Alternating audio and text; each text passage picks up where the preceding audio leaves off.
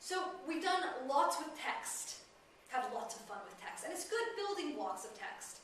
We're now going to move to images. So, if you move down to ready for your close-up. Now, the first thing we're going to have to do is we're going to have to create another library import function. So, matplotlib import pyplot, that's one we've already done, but it's good practice just to restart it with this new section. The second one is called matplotlib.image.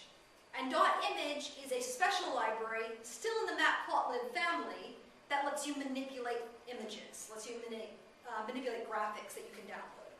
So go ahead and run that set of library imports. Now, what we want to do is we want to import an image. Now, matplotlib, at the moment, only works completely with PNG files. It will do some of the things with JPEGs and some of the things with GIFs. But if you save your file as a PNG, you can get all the functionality. So it's a good option just to open it up in Paint or something like that and save it as a PNG before you begin.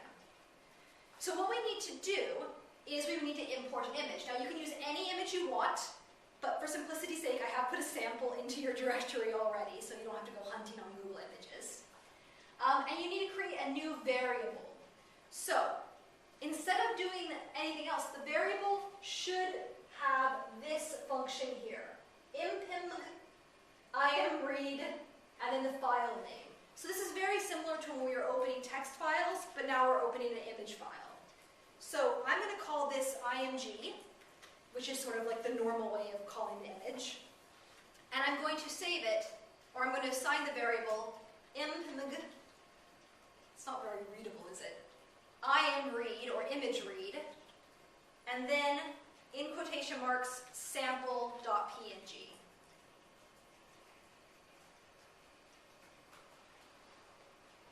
So what this will do is this will load up the data into your memory. Now we also need to create a blank pyplot figure, the same way that we've done before. So how do we create a figure? Yes. So, PLT figure, and for us, we don't really care what the size is, so just leave that blank. PLT figure. Now, normally when you wanted to show a figure, you would put plt.show. That's what we've done in the past. But this time we want to show an image. So we're going to use a slightly different command, which is plt.imshow, and in the brackets, put whatever you called your image. So I called my image img, but call whichever one you did. So, imshow, image. So like so many of the art history textbooks and handouts I received as a child, this is a crappy, terrible, black and white, not very good image of the Mona Lisa. You can't really tell what's going on in it. You certainly can't do any kind of scholarly analysis on it. So we're going to fix the image a little bit. So, what we want to do is we are going to make a colorized version of the Mona Lisa. And the way that we're going to colorize it is that we're going to take the lightness value, the luminosity value, how close to white it is on the screen, and we're going to make that hot. So we're going to make that the red. And then the dark colors, the colors that are closest to black, we're going to make those blue and purple. And we're going to have the spectrum going from blue to red to show how light the image is. And this will make more sense when you see it. Now, the way we do that is pretty simple. You remember those coordinates that we were always talking about with the text? Well, you don't have to do this, but I'll show you. If you print the image, what you end up with is this matrix. And this is the very first pixel in the image. That's the red value, the green value, the blue value. The red value, the green value, the blue value, through the entire image. Now you can tell these are all very similar because it's grayscale. So we don't really care about those. We can just use any one of them that we have. So the way we're going to do that is we're going to create a new variable, which I'm going to call loom color, but you can call colorized or whatever you want to call it, loom image. And in the square brackets, we're going to put a colon comma, colon, comma, 0. Now I'll break that down for you. This first section is the y coordinates. So where does the y start and where does it end? The second one are the x, where does it start and where does it end? And the third one is how many of these values do we want? And we just want the first column. So why do I have just colons here? Why don't I have any numbers in the first two? What does a blank bracket mean when we're doing indexing?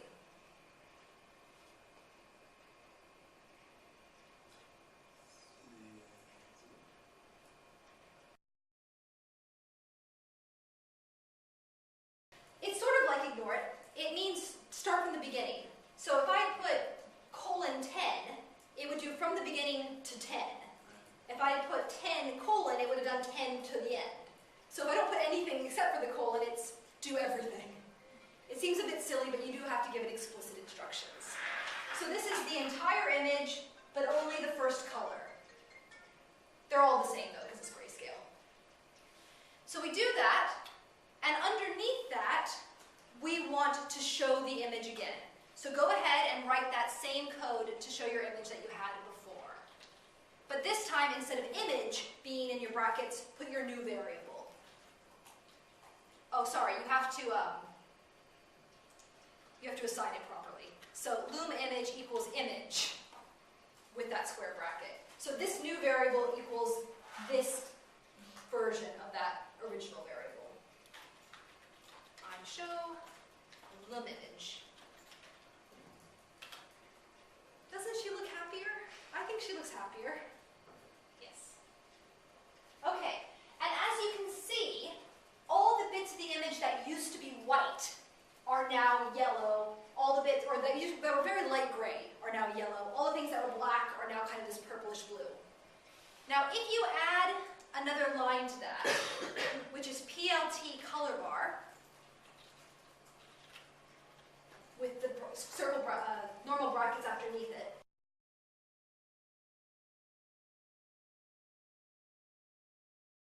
Very good, I've been here too long. Yes, it should be that in the instructions as well, American English.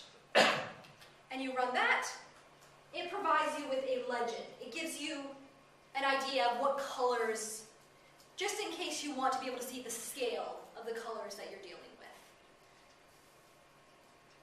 So it starts with this purpley blue and goes up to the yellow, which is here on her breast and forehead. Okay, so that's helpful. That brings out a bit more detail to the image. It's really helpful if you're doing a presentation as well, because sometimes the contrast on these projectors is not so good, and you can actually adjust the contrast. So now, we're going to say, okay, so I can look at this with my eyes as a human being and say, most of it's blue. There's a little bit of green, a little bit of yellow, but that's the lazy way of doing things. That's the inaccurate way of doing things. We want to do this scientifically. So, we're going to create a histogram. And the histogram is going to tell us how many pixels there are of every single color in this image. And that way we will know for sure which color is the most in that image. So if you want to say, for example, look at how something is being presented, are more pixels dark colored or are they light colored? Are more pixels red than they are blue? Sometimes it's hard to tell just looking at two images. Now you can do it scientifically. So, we've done bar graphs and scatter graphs and line graphs. Now we're going to do a histogram. It's pretty much the same. It's just plt.hist. And inside the brackets, we have a couple of different things. The first one is your image variable. So in my case, I'm going to do loom image, comma, dot ravel in brackets. Now all this is doing is, remember that big matrix of numbers that we saw before? It's turning all that into one big line. And that's just making the histogram work a little bit nicer. After this, we do a comma, and we do bins. Now, does anybody use histograms in their research? Can anyone tell us what a bin is? Some of you look like you almost know. Basically, a histogram is a distribution, so we want to know what all the little pots for our distribution are. And in this case, bins equals 265, because there are 265 colors in this image. And finally, we want to do range equals 0 to 1. And 0 to 1 should be in brackets on its own as well. And the reason we're doing that is if you look at this color scale, it goes from 0 to 1.0. So that's just so that we have a distribution of all those different numbers. And if you go ahead and show that diagram, do it the old-fashioned way with plot show, you get a histogram. So as you're probably not surprised to see, most of the pixels are in that purpley blue color. It kind of goes down in the green, and then you get quite a lot of yellow, and then it goes down again. So these numbers down here match up with these numbers on this color bar. So let's say that you're really interested in the purpley bits. They were really dark. You couldn't see a lot of detail. And you want to focus in just on those. You can actually crop down by color. So go ahead and show your image again. So it's just the plot, show, loom image. But this time, after the loom image, put a comma and add color limit, CLIM, equals, and then two numbers. So in this case, I want to know from point 1 to point 4, this region right here in the graph. And you get a much brighter Mona Lisa. So what is this doing basically?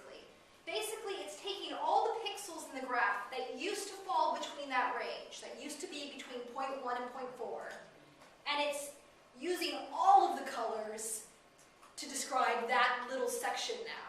So basically, it's adding lots of resolution to that bit, and then making everything else just black and yellow. It's just kind of pushing the other edges to the edge.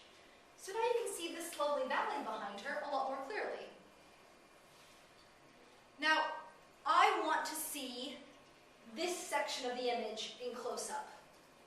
I want to see exactly what's over her shoulder. So now I want to crop the image to right there. And the way we do this is using those index numbers. Remember when we just had it blank before? Now we're not going to do it blank. So I want you to create a new image, so cropped image equals your loom image.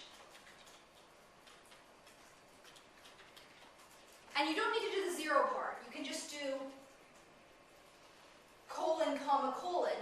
And I want you to choose numbers. Now, this is sort of counterintuitive because it's not like maths normally is. But you have to do the y coordinate first and then the x coordinate. So I want 200 to 300 and then 0 to 100 because I want this little square here. So if I go 200 to 300 for the first set, and 0 to 100 for the second set, and then I want to show my image.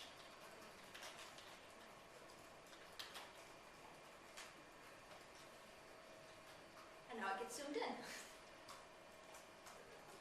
Now the important thing to remember is that this is all still pie plot, so you can put graphs over it, or lines, or draw little happy faces, anything you want. It's all basically the same library.